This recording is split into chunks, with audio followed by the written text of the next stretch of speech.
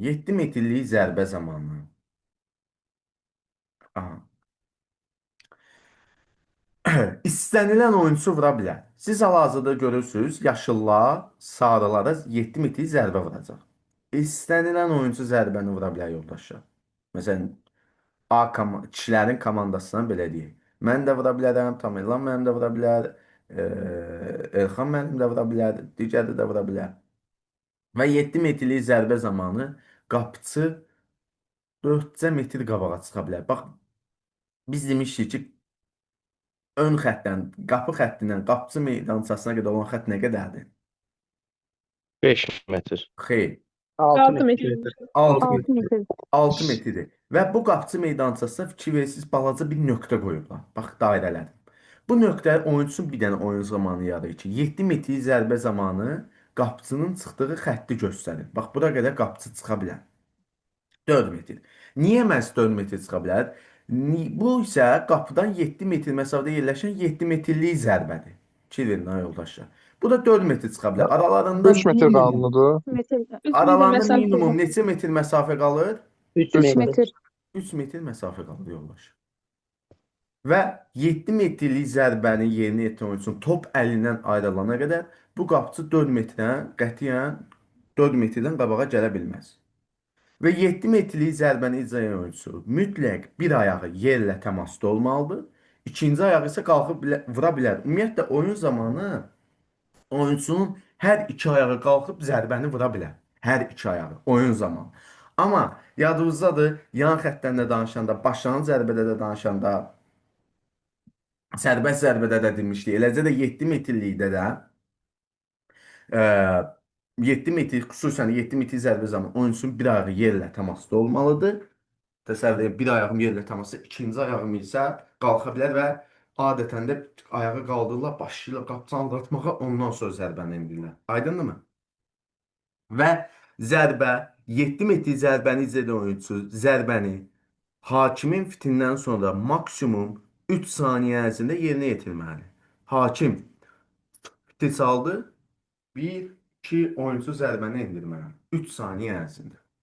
Əgər təbii ki 3 saniyə ərzində 7 metr zərbəni yerinə yetirən oyunçu yerinə yetirməsə, bu zaman sərbəst zərbə.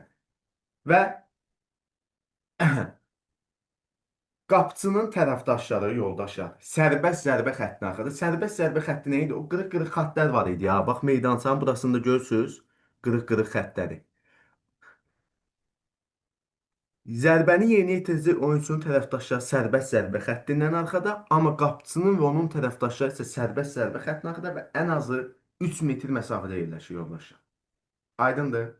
Düzdür, siz burada məsələn bu yaşılların oyunçularını görmürsünüz. Ola bilər ki, yaşılların oyuncusu belə deyək də, müdafiə məqsədi ilə arxada dayanıblar, amma onların da səlahiyyəti var ki, hardan arxada olsun, qırıq-qırıq xəttin, yəni o 9 metrlik qırıq-qırıq, yəni sərbəst zərbə xəttinin arxasında yerləşsinlər. Və əgər zərbəni yerinə yetirən oyunçu deyir, tək əllə yerinə yetirməlidir. 3 saniyə ərzində yerinə yetirməlidir. Əgər 7 metr zərbəni icra edən oyunçu və onun tərəfdaşları 7 metr zərbəni icra edən oyunçu və onun tərəfdaşları qaydanı pozarsa, sərbəst zərbə. Yox, əgər qapıçı və onun tərəfdaşları, yəni qapıçılar kimdir tərəfdaşlar? Sarılar.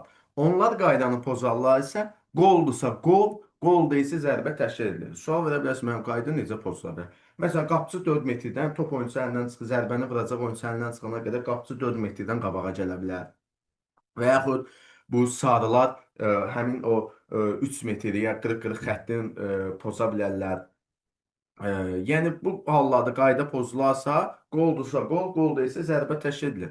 Hə, yox, zərbəni yerinə yetirən oyunçu 3 saniyə ərzində məsələn yerinə yetirməyib qaydanı pozarsa və yaxud onun tərəfdaşları sərbəst zərbə xəttindən top oyunçu əlindən çıxana qədər tez gələrlərsə, yəni hücum edən qaydanı pozarsa, bu zaman sərbəst zərbədir.